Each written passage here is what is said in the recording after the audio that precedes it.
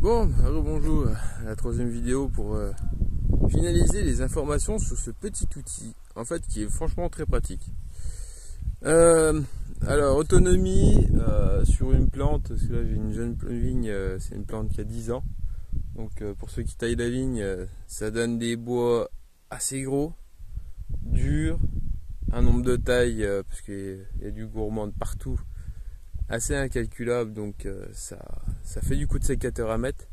À des sections de bois qui sont plus ou moins grosses, jusqu'à ce genre de taille là. Mais par rapport à mon doigt, ça fait quand même une bonne taille. Là-bas ça passe. Et du coup la batterie a une autonomie d'environ 3h45 sur de la vigne. Donc c'est de la taille intensive. Donc un matin de travail. Une matinée de boulot, la batterie tient une matinée de boulot. Donc c'est vraiment super pratique. Pour le prix, personnellement, il n'y a pas grand chose à dire. Là, les trois quarts des cèpes, je laisse accompagner la taille par le sécateur.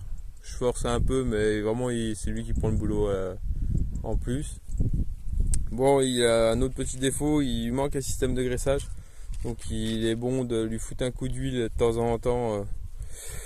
Par effet de gravité, voilà, j'avais de l'huile de tronçonneuse, donc j'en ai mis un petit peu pour graisser entre la lame et la contre-lame. Parce que des fois il a tendance un peu à forcer, puis ça coince un tout petit peu. Bon, c'est un peu normal, hein, quand un Afraco fait exactement la même chose. Oui, d'ailleurs, comparé à un Afraco, bon, il est plus facile au niveau ergonomie, placement sur le cep, c'est vachement plus simple. Puissance et rapidité de taille, c'est sûr que l'Afraco à côté c'est une machine, quoi. Vous avez vu passer, et oui, mais ça, c'est beaucoup plus fluide, quoi. Ça demande un peu plus de temps, mais je dirais pas forcément plus, parce que quand faut prendre son temps pour tailler un cep, faut prendre son temps pour tailler un cep. Moi je suis en taille gobelet, je suis pas en taille guyot.